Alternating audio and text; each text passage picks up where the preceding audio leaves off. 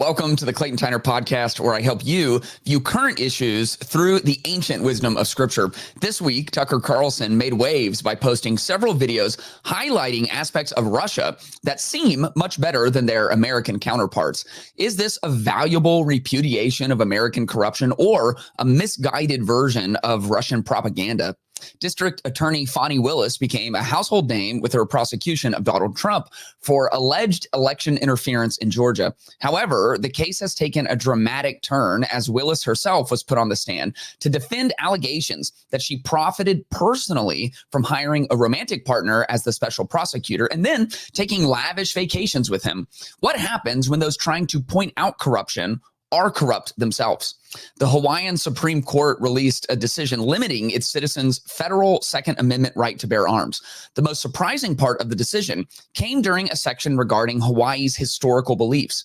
A key phrase is the spirit of aloha clashes with a federally mandated lifestyle that lets citizens walk around with deadly weapons during day-to-day activities.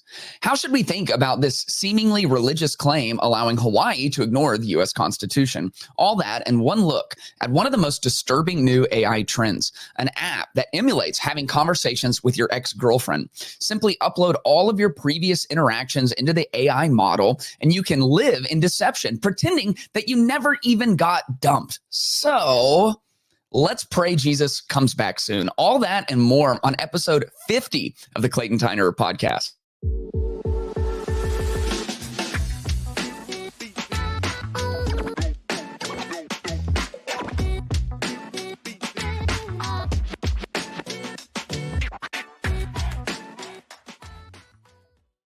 We made it to episode 50. Very exciting. Some of you have been rocking with the podcast since episode 1, and I am so appreciative. Some of you are brand new. You just subscribed this last week. I'm so glad that you're here as well. If you're new to the podcast, like new, what we do here is I'm a Christian pastor. I spend most of my time studying scripture, and I try to take current events going on in the world and view them to the best of my ability through a biblical worldview. And typically, this will help us find some level of nuance or at least clarity. I want to remind you to subscribe to the channel. That really helps, especially here on YouTube, youtube.com/Clayton Tyner. Make sure you subscribe. We're nearing 900 subscribers, which I'm very excited about. Also, you can support the show by checking out my Patreon. It is patreon.com/Clayton Tyner. I have a link down in the description.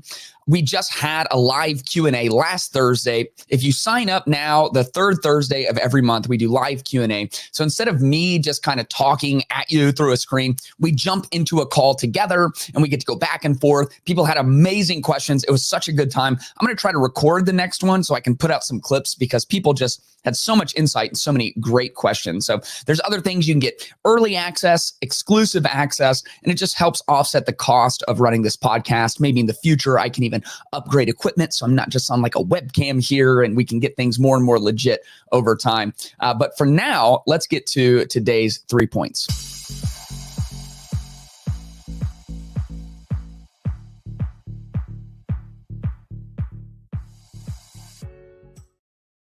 Tucker Carlson has been making worldwide news during his trip over to Russia. First, he interviewed President Vladimir Putin, which was obviously a huge deal. And now, kind of oddly, he's been putting out these Tucker Carlson shorts where he's highlighting things about Moscow specifically that he's just blown away by. I thought he did a pretty good job interviewing Putin. It was a wild interview because Vladimir Putin just kind of sat back and was like, well, let me take you back to the beginning of time. That's my Russian because I'm good at impressions. If you're new to the podcast, I am so good at impressions. Wow. Also, I lie sometimes. So no more Russian, probably. It might slip out. But it was a good interview. And Putin was just like, well, you know, in the year 17,000 BC, right? And then just basically by the end of it, he was like, and that's why we have to take Ukraine. So it was interesting. It was a difficult interview to manage. It was being translated by an earpiece. That's got to be hard.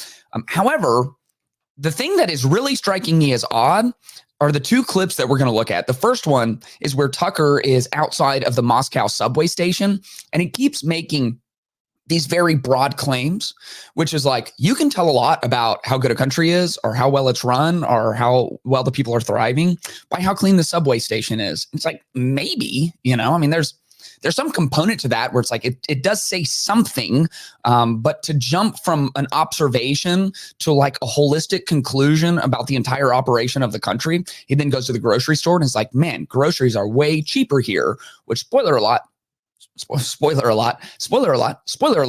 they're not, right? But he's like, this is enough to radicalize me, which I don't know what that means. But these are interesting. And what we're trying to kind of figure out is this like a really helpful critique of what's going on in America, which there is, I mean, plenty to critique? Or is this like bordering on some kind of weird Russian propaganda? So let's take a look. We probably won't watch the whole things because they're kind of long, but here is Tucker at the subway station. One of the ways you understand a society is through its infrastructure, the places where people gather, the places where they go to travel. If you've got a lot of people in one place, it tells you a lot about the people. So with that in mind, we're standing in front of the Kievskaya metro station, and there's a train station next to it. Now, the metro station was built by Joseph Stalin 70 years ago. And the question is, how's it doing now after 70 years? So we went into it to take a look, and what we found shocked us. Now, that's not an endorsement of Stalin, who was bad, obviously, nor is it an endorsement of the current president, Vladimir Putin. You may not like him either. But it doesn't change the reality of what we saw, or more precisely, didn't see. There's no graffiti, there's no filth, there are no foul smells, there are no bums or drug addicts or rapists or people waiting to push you onto the train tracks and kill you. Wow. No, it's perfectly clean and orderly. And how do you explain that? We're not even going to guess. That's not our job. We're only going to ask the question. And if your response is to shout at us slogans dumber than the slogans we used to call Soviet. Okay, so basically at that point, it then goes into a montage of the train station itself. Let's take a little look at that. Russia looks like today, February 2024, in the middle of a war. Here it is.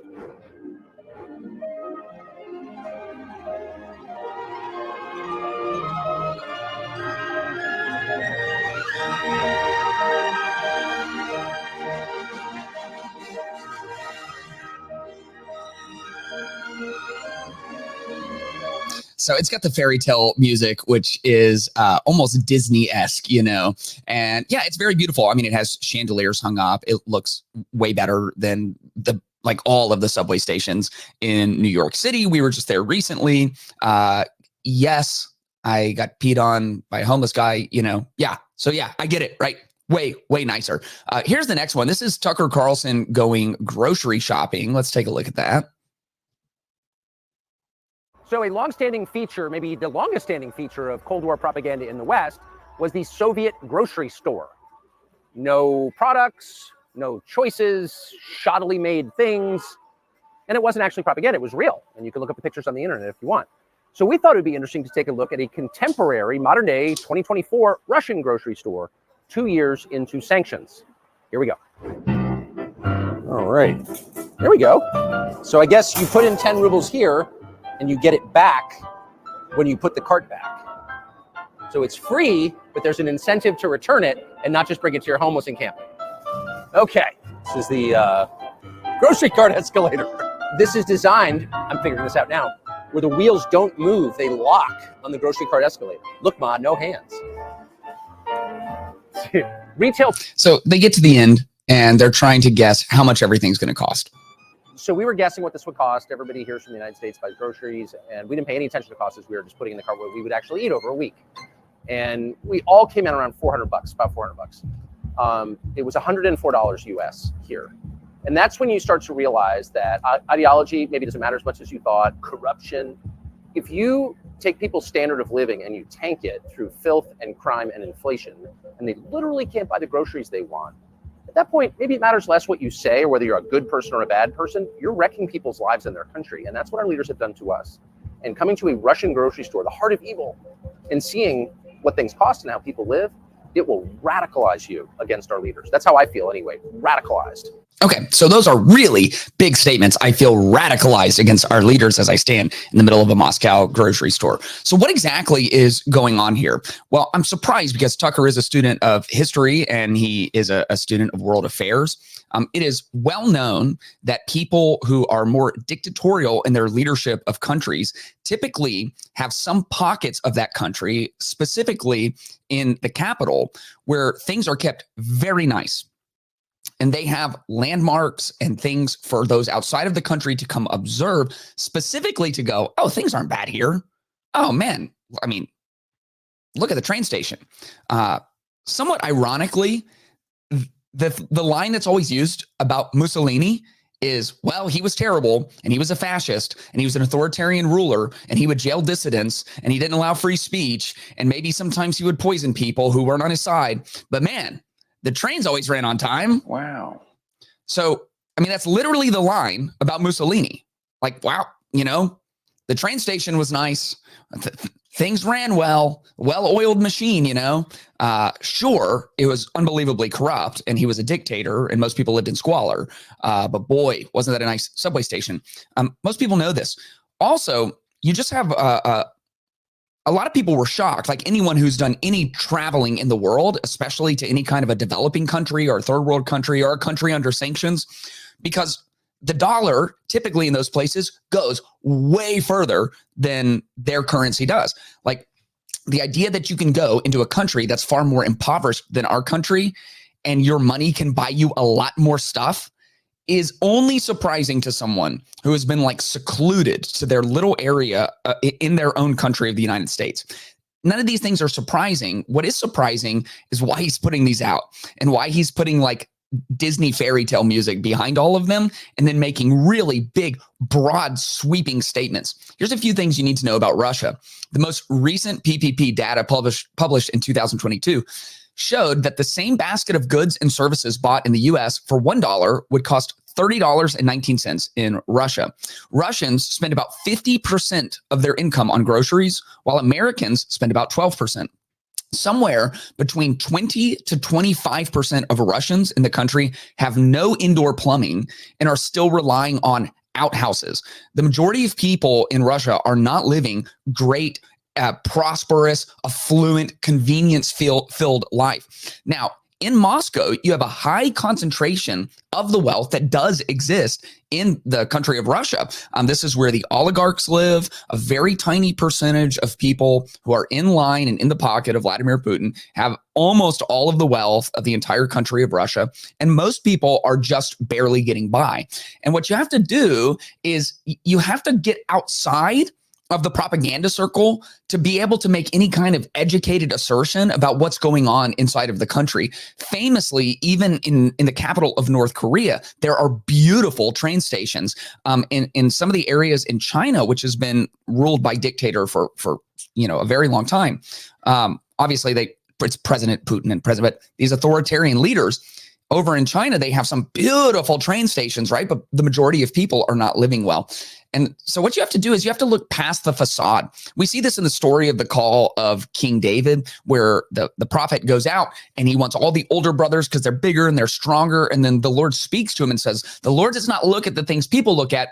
People look at the outward appearance, but the Lord looks at the heart. You got to go deeper. You got to look beyond the facade that is put right in front of you. It does require patience. The book of Proverbs says, whoever is patient has great understanding, but one who is quick-tempered displays folly. And I'm not a psychiatrist. I'm really not qualified to psychoanalyze Tucker Carlson. I don't listen to him all of the time. But what I do hear from him is a huge dissatisfaction with the way things are being run here in America. A huge dissatisfaction with the leaders, and not even specifically like the right or the left or the Republicans or the Democrats. Obviously, he's a conservative guy, but that he just sees the whole system as broken, right, left, up, and down. And he sees so much corruption, and he's done a valiant job at pointing out the corruption and trying to like go at these sources that are really holding us back. However, when you become quick-tempered, you fall into folly, right? You start making assertions that are beyond your scope of engagement or intellect based on just a grocery store and a train station and a conversation in the Kremlin and being kind of surrounded by this affluence. Whoever is patient has great understanding. If you spent 6 months in Russia and you got outside of the capital and you tried to travel the whole country and you talked to people who weren't living in the lap of oligarchs, you might have a very different perspective. I want to draw from some wisdom in another category to try and bridge an idea in this conversation. One of the things we do at Metachurch, where I'm the pastor, is we take people through premarital counseling, and we use a great product called Symbis, SYMBIS. It stands for Save Your Marriage Before It Starts. And all of it is based on data. And one of the data points is they look at how long someone has dated pre-engagement. And if you've dated for at least 2 years pre-engagement, your odds of divorce go down by almost 20%. Then couples who date at least 3 years before engagement are 39% less likely to divorce than the average. Almost 40% less likely to divorce if you've dated for 3 years. Why? Because that's patience. And patience allows you to look beyond what most people look at, to get past the facade, to get past the initial physical attraction or sexual attraction, and to actually see someone in a fully rounded way, to see whether or not someone handles conflict well, to understand their worst way habits, to see if they have a high degree of independence from their family of origin. You get to have like boots on the ground and a lot of time to seek and understand. And we probably shouldn't just take a snapshot of the highlight of a country and then make sweeping generalizations in comparison to any other countries, including our own. Katie and I took an anniversary trip to Ireland. This is almost 2 anniversaries ago, and it was wonderful. And man, I planned like to drive almost the entire country, and everywhere we stopped was intentional. It was a castle. It was a highly rated restaurant. It was a resort style hotel, right? It was a big anniversary. So we went all out. There was one night that we stayed off of the tourist path, just in a kind of regular hotel, a regular non-tourist town. I wanted to just see it, like what's the real city like. We walked down to a pub that night. The local rugby team was playing, so pretty soon the entire town was in this pub. And it's like we got to see the curtain pulled back. We were the only Americans out of hundreds of people in this pub. And they started telling us the things they're not happy about and the things that are really going on and the state of politics and some of the unrest in Ireland. It's like we got outside of the tourist bubble, the tourist trap, and all of a sudden we started seeing things as they actually are. People were sharing the hardships that they're going through in their personal lives, in their businesses, in their families. You got to have some patience. And I think we should be really, really wary of anyone who goes, sees some of the highlights from around the world and comes back to use that to leverage against our current state here in America. Fani Willis has become a household name because of her prosecution of Donald Trump.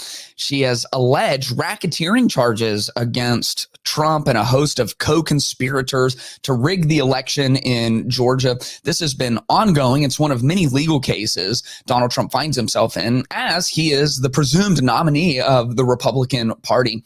Fani Willis has been doggedly determined. She recently became the Fulton County District Attorney. They're in Georgia. She unseated someone who'd been there for over 20 years. And in the run-up to the election, she was asked why she should be the district attorney. And she said, we need a DA who isn't sleeping with their employees. We need a DA who isn't stealing money from the taxpayers. We need a DA who puts the people first. Well, in the midst of this case against former President Donald Trump, it came to light through divorce hearings that one of the special prosecutors that was hired by Willis has been in a relationship with her allegedly all the way back to 2019.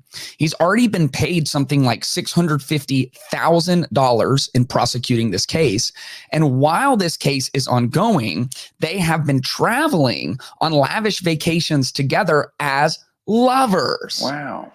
This is a big deal, and potentially it could cause DA Fani Willis to be thrown out of this proceeding altogether. She could be disqualified if she does not recuse herself. And this week, she took the stand to defend herself. We'll look at a local station, Fox 5. It says Fulton County District Attorney Fani Willis is facing disqualification in the Georgia election interference case, which seeks to prosecute former President Donald Trump on racketeering charges. Defense attorneys have been trying to prove to Fulton County Superior Court Judge Scott McAfee that Willis financially benefited from a personal relationship with Special Prosecutor Nathan Wade. They argue that the district attorney and Wade had a relationship prior to his being hired, creating a conflict of interest. Willis maintained that she paid Wade back for their vacations abroad, mostly in cash. But Acevedo said, either way, it's a bad look for the prosecution, and that will be a factor in McAfee's ruling. Reimbursement in cash, the discovering about the start of the relationship, that makes it possible that there could be a recusal here simply because of that appearance of impropriety, even if there is nothing actually wrong. Many of the taxpayers in Fulton County are wondering $650,000 that there is no trail for, that is funneling through a relationship and through trips back to Fani Willis. And she says, don't worry, I've been paying him back in cash. Now, I didn't take any ATM withdrawals out, and he didn't deposit any of the money that I gave him, but you're just gonna have to take my word for it. I've paid him back. It's all in cash. It's all good. Now, obviously, this is incredibly shady. And the person who came in saying, I'm going to fix corruption, I'm not going to be sleeping with employees, I'm not going to be stealing from the taxpayers, allegedly is doing that very thing and finds herself facing corruption charges while she's trying to prosecute a former president for corruption charges. And so the whole thing is absolutely a unmitigated disaster. And people have weighed in. They have their different opinions about this. However, there are some facts in the case. One of the facts is she did not disclose her relationship to anyone or any of the boards before she hired Nathan Wade. She has allegedly lied about the starting date of their relationship with other people, corroborating evidence that their relationship goes back to 2019, which means they were already intimately connected before she chose him to get this massive payday in a case of racketeering of which he has no prosecutorial experience. Now, that wasn't the end of her problems, because Fani Willis did, in fact, take the stand. And when she took the stand, she brought a lot of attitude with her. Now, some people who are on her side really liked this, like, you go get them. For the other people who see a pattern of corruption in this, they saw this as even more evidence that this is someone who is just simply disqualified from being in this position. And so let's take a look at Fani Willis on the stand. You know, Mr. Wade is a Southern gentleman. Me, not so much. You're confused. You think I'm on trial. These people are on trial for trying to steal an election in 2020. And I think in one of your motions, you tried to implicate I slept with him at that conference, which I find to be extremely offensive. So let's be clear, because you've lied in this. Let me tell you which one you lied in. Right here. I think you lied right here. No. This is the truth, Judge. And it is a lie. We're talking about professionalism. No, while we're talking about professionalism, she put in 3 different documents. He lived with me. So the cash that you gave him, that could have been used to pay the tax lien off? You gonna tell me how to pay my bills? And you said, okay, so that gives you a good idea. She came with some attitude. Wow. And you could tell that the lawyers who were questioning her were just kind of beside themselves. As a matter of fact, at one point I heard someone say, what you talking about, Willis? I'm not sure, but I'm pretty sure I heard. What you talking about, Willis? And she just kept going.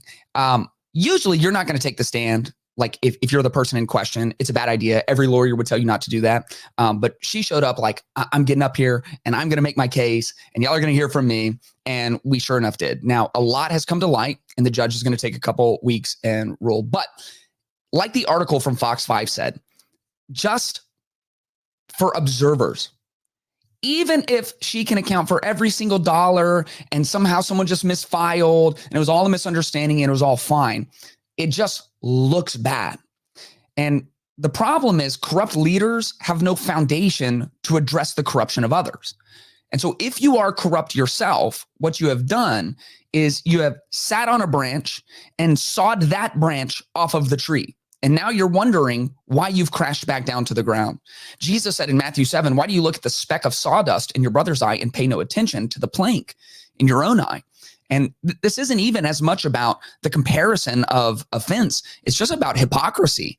It's like, if you are just hell-bent on removing the former DA because of their corruption and prosecuting a former president because of his alleged corruption, you can't come in and immediately in your first couple of years start hiring your lovers, paying them over $500,000, going on trips with them, not telling people and disclosing that you're in a relationship, all of these massive conflicts of interest, because now you're months and months and months into one of the most important cases, probably in the United States history. And let me tell you why I believe that.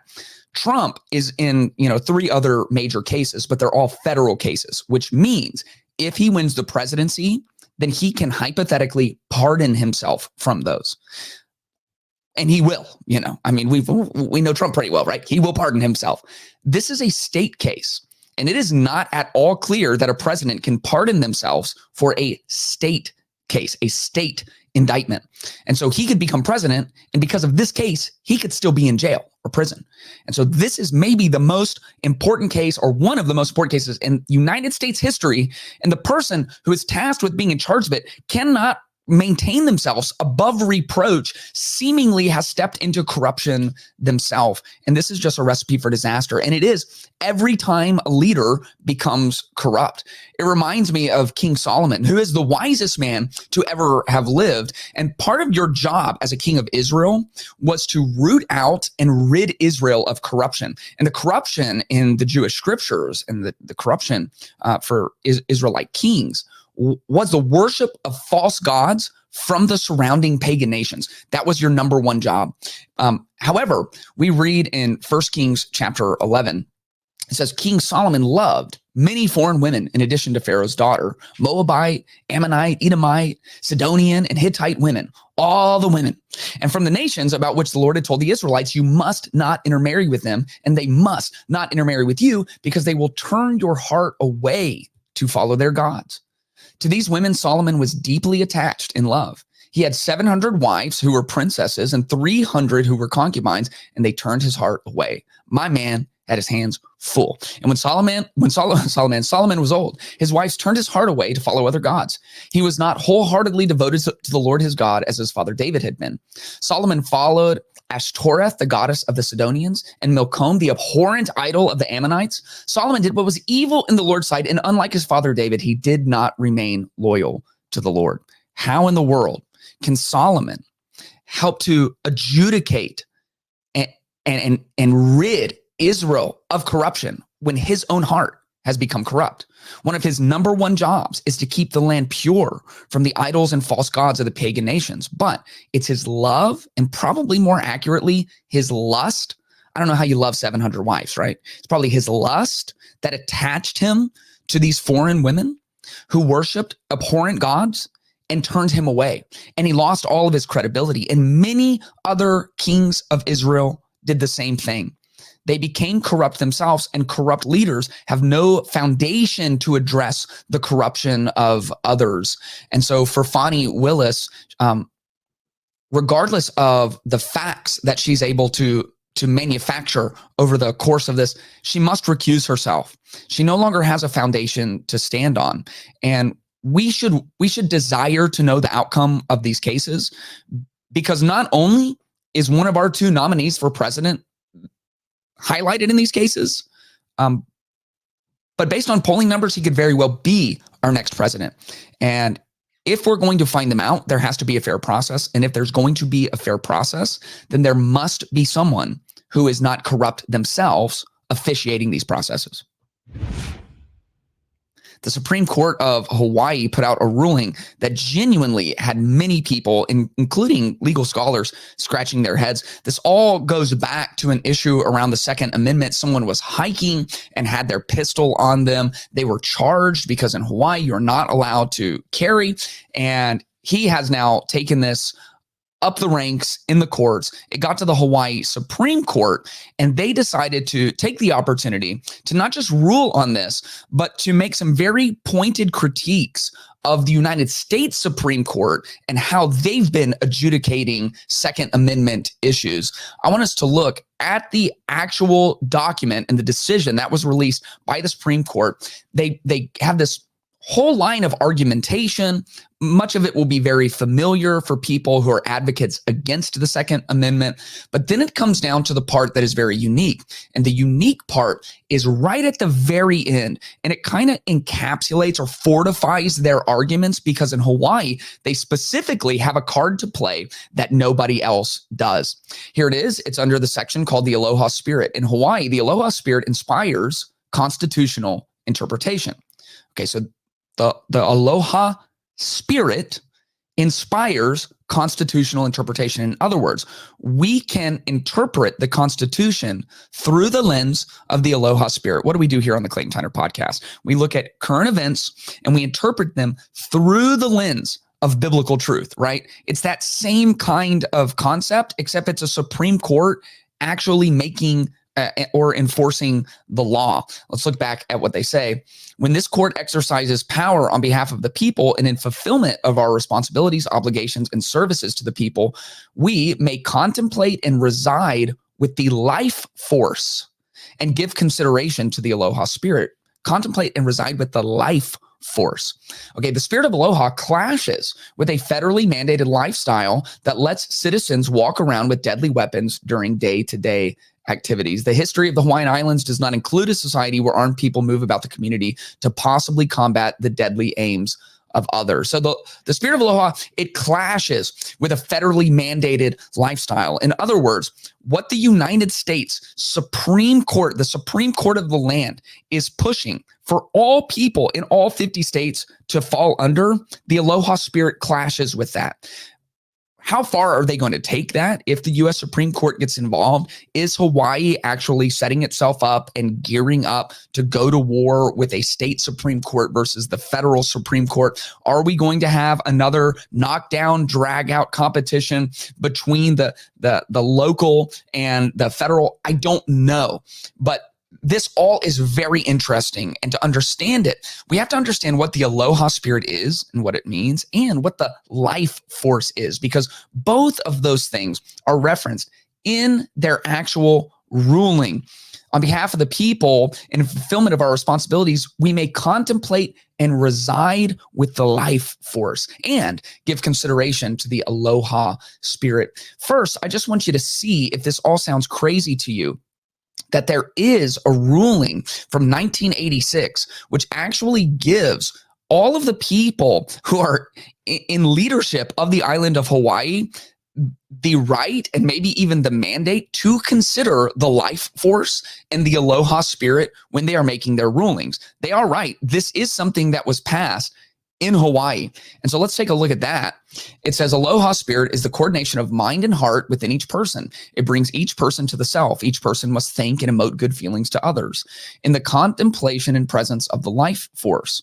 Aloha may be used, meaning kindness, unity, agreeable, humility, and patience. These are the traits of character that express the charm, warmth, and sincerity of Hawaii's people. It says, in exercising their power on behalf of the people and in fulfillment of their responsibilities, obligations, and services to the people, the legislator, governor, lieutenant governor, executive officers of each department, the chief justice, associate justices, and judges of the appellate, circuit, and district courts may contemplate and reside with the life force and give consideration to the Aloha Spirit. So this is an actual, factual, written in law part of Hawaii's culture and their legal governance of their state. And so what do those things mean? What is the Aloha Spirit? Some people are going to say it's just kind of a cultural thing. You've got the Aloha Spirit, you've got the Windy City, you've got the Lone Star State. You know, it just kind of describes the culture, right? But when you look at the background and how it's actually being considered, what you'll quickly begin to understand is it is rooted in deep spiritual and religious precepts. The last queen of Hawaii, Queen Liliu Okalanana. Wow. So good with names, dude. He's good with names. Queen Liliu Okalanana. Aloha is to learn what is not said, to see what cannot be seen, and to know the unknowable. That's what the queen said. The queen whose name I can't say, because I have a Lampasas education. Aloha is to learn what is not said, to see what cannot be seen, and to know the unknowable. Well, that sounds like nonsense. And it also kind of sounds like a lot of religious texts from a lot of religious gurus. And so that's Aloha. The Aloha Spirit is to learn what is not said and see what can't be seen and know the unknowable. And then there is the life force. And in Hawaii, this is mana. And mana is the life force that connects to the ancient ancestors and connects you to all of creation, all the way back to the first creators, the man and woman who put it all into place. And ancestry is very important, and human beings are not disconnected from the rest of creation, as in a Christian worldview, where humanity sits at the height of creation and is given a soul that is very distinct and different from the rest of creation.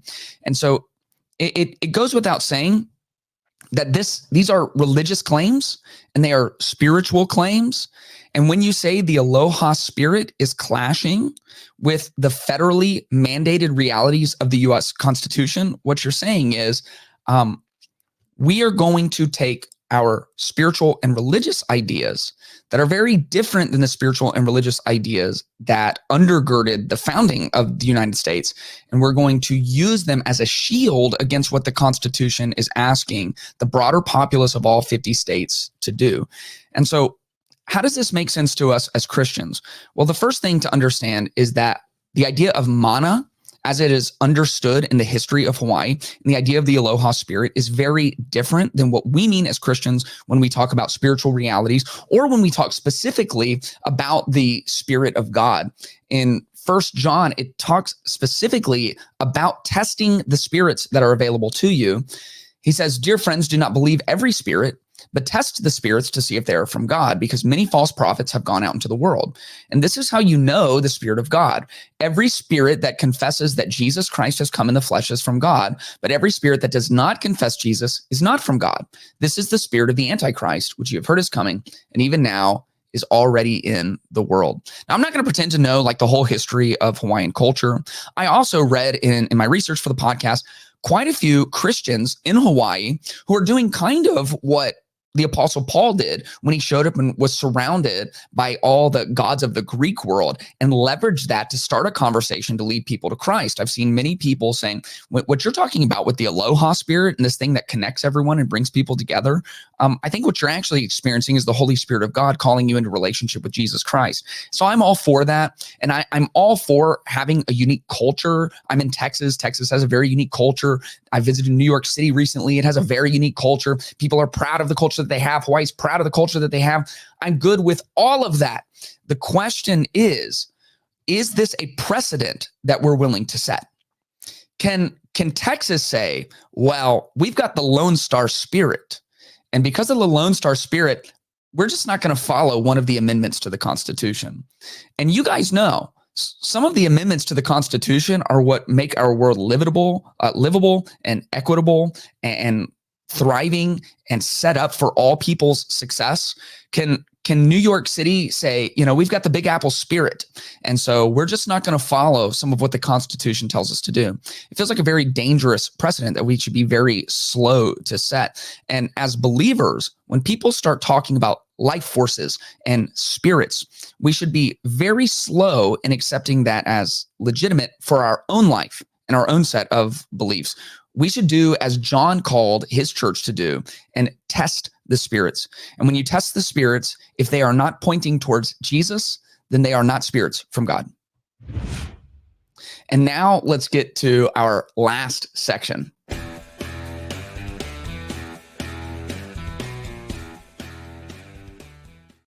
Artificial intelligence is a very controversial topic these days. Some people think that it is like almost God itself, that it is going to change the world. It is going to bring salvation to all. It's going to lift everyone out of poverty. It's going to establish peace to the nations. Other people think it is actually the literal devil. Like AI is Satan. AI is a demon. AI is the Antichrist, and it's going to send everyone to hell and the world is over, right? And so obviously, like most things, the answer is somewhere in the middle. And the answer really is artificial intelligence is generally a tool. And people are concerned it could get out of hand and grow sentient and all of those kind of things. I have my doubts. Right now, it's a tool. And so like all tools, the question is, how is it going to be used? And it can be used for a world of good. And as believers, our broad purpose is the spread and propagation of the good news of Jesus. And so any tool available to us can be used for good means in order to spread the gospel. However, at the same time, because it is a tool, it can be very easily used and abused for very nefarious means. And sometimes people are deceived, thinking they are using a tool for something good, when in fact, it turns into something bad. We've seen this in measures with social media, as we have a whole generation of children who are addicted to social media. When you do brain scans of when they get a ping from their Snapchat, it lights up the same areas of their brain as a heroin addict who is like aching for a fix, right? So that's not good. And we have a culture of comparison that has absolutely put people into levels of misery, depression, and anxiety that we've never seen before. And we have people killing themselves that is rising at rates that really is unprecedented. And we feel like we are more socially connected than ever, but we actually have an epidemic of loneliness as loneliness scores shoot through the roof. So this would be in that category of a tool that is being promoted as a social good, but actually and obviously is a social ill. This is called Talk to Your Ex. And Talk to Your Ex is an AI language learning model. Here's what the website says. Import your ex's chats into the app so you can still text/date her even though she dumped you. Now, let me make a very quick observation. The first thing you'll notice is that the language on here is geared at men. Import your ex's chats so you can still date her. They knew exactly who they were marketing to because there are very few, if any, women who are going to do this, right? This is something that lonely men are going to do. Wow. So talk to your ex. It's an AI language learning model. So the more chats, your text messages, your Instagram message, the more things you can throw in there, the more it is able to model the tone and the kind of the attitude and the inside jokes. And pretty soon it will just learn to text with you exactly like your ex would.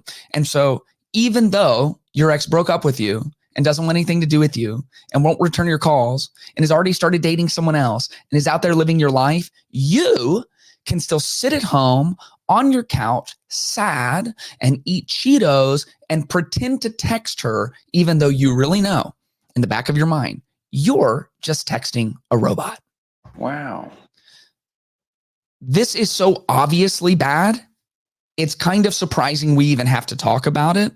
But when you look up the reviews for it, people are giving their pros and cons. And the cons are usually pretty short. Like, this could keep you from moving on. And the pros are like, it helps you get over the breakup. No, it doesn't. I promise you, it doesn't. It gives you a softer landing. It fills that void. This is creepy. It's creepy to the point it almost feels like it should be illegal. Like you're taking confidential information in your text messages and chats and just feeding it to a robot so you can get a fake version of your girlfriend on the other side of you. This is what the world is calling wise, and it's just obviously foolishness. It's very difficult to be deceived. You know this if you've ever had a partner cheat on you, or you've ever had someone at work who led you astray, or you've ever fallen for some kind of scam, or all kinds of ways that you can become deceived, right? And when the veil is lifted from your eyes, it's so painful. Like, oh my gosh, man, they really took me for a ride there. I wasted so much time. How could I have been so stupid? It's terrible to get deceived. It's even worse to deceive yourself. And so much of what the world offers us today is just self-deception. You can post the right kind of pictures. This is especially true for women. If you post like sexy enough pictures and get so much affirmation from people hitting a like button on Instagram or TikTok. However, it's fake. It's not real people giving real affirmation who really care about you. It's people who are using you in their Instagram feed for their own pleasure, lust, and satisfaction. We have connections with more people than ever, and yet we're lonelier than ever because we're deceiving ourselves, thinking that we're in these relationships when relationships are incarnate. They happen in the flesh. They're real. And the statistics are backing this up. Text your ex. This is like the height of that. You're literally creating a fake version of the girl that dumped you, or maybe in rare circumstances of the boy that dumped you. You're living in self deception. And you can really try to convince yourself that you're not just talking to some creepy artificial intelligence, but somewhere in the back of your mind, you know it. It's foolishness, and it's holding you back, and it's doing all kinds of bad for you. Number one, artificial intelligence can only provide artificial relief from your very real pain. And so what you're doing is you're putting Band-Aids on bullet wounds. That's what you're doing. Is you're putting some ointment on cancer, right? You are not getting to the root of the issue. You're not allowing yourself to properly grieve so that you can go through those stages, learn and build from it, evaluate your own mistakes in the relationship, fix the mistakes that you made, and then walk into your next relationship a more capable and suitable individual. So you're getting artificial healing from artificial intelligence, and you're not addressing the root problem. In 1 Corinthians, Paul is talking about all of these options that the world offers us. He says, let no one deceive himself. There's nothing worse than being self-deceived. If anyone among you thinks he is wise in this age, let him become a fool so that he can become wise. For the wisdom of this world is foolishness with God, since it is written, he catches the wise in their craftiness. And again, the Lord knows that the reasonings of the wise are futile. And that really is where we're at. You know, it's like the really smart, sophisticated people in society are like, you know, really, I mean, if you get broken up with, it's not a big deal because we have large language learning models and you can just enter it and it's kind of like ChatGPT, and then you just sit there and then it'll make their profile and you put their picture on it and put their name, and then you don't even have to have gotten broken up with. You can just pretend like it's never, like they're so wise, they're idiots. And it's the idiots who are just like, yeah, but that's not your girlfriend, right? Like, yeah, but what you talking about, Willis? You're crazy. And so really it's like better to be a fool and just think very simply about things. Like, this is a bad idea.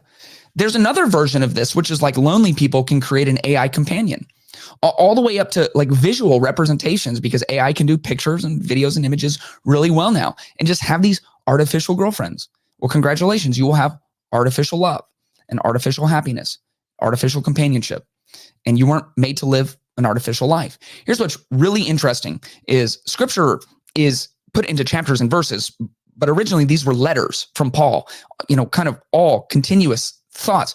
And right before these verses about let no one deceive themselves, I find this non-accidental that the two verses before this say, don't you yourself know that you are God's temple and the Spirit of God lives in you? If anyone destroys God's temple, God will destroy him, for God's temple is holy. And that is what you are. Relationship is incarnational. It's incarnate. It's in flesh. It actually matters that there is a soul on the other side of that text message conversation. And artificial intelligence is never going to be able, even if it can sound just like her and make jokes just like her and be petty just like her and be sarcastic just like her and use her same acronyms. Even if it can fake it till it makes it, the fact there's not a soul on the other side of that conversation means it will never fully be able to fulfill you. Here's the second problem. AI girlfriends will keep people from turning to God, the true source of healing when you're heartbroken. You see this all throughout scripture. Like the psalmist saying, oh Lord, my God, I cried to you for help and you healed me. Not a Band-Aid on a bullet wound, actually healed me. Or in the psalm where it says, the Lord is close to the brokenhearted and saves those who are crushed in spirit. And so you're losing opportunities to be drawn into the love of God through your season of heartbreak because you're masking your heartbreak with artificial intelligence, artificial relationship, artificial proximity, artificial love. And what you have offered to you is the God of the universe who actually does love you, loves you so much that he actually came down into our mess and our brokenness and gave his life for you. And if you will allow him, he will use your hurt, your pain, your consequences, your heartbreak, all of it to draw you close to himself, where you can actually fully and finally be healed. That is it for episode 50 of the Clayton Tyner podcast, the fastest growing podcast named the Clayton Tyner podcast. So grateful for all of my subscribers. If you're not, hit the subscription button. It's so easy. It really helps the podcast out. Like, share, comment, do all of the things. And check out my Patreon, patreon.com/Clayton Tyner. Early access, exclusive access, monthly live question and answers where we get to actually hang out. It is so much fun. I hope you'll consider supporting the podcast in that way. Patreon.com/Clayton Tyner. The link is in the description. I love you guys, and I'll see you on episode 51.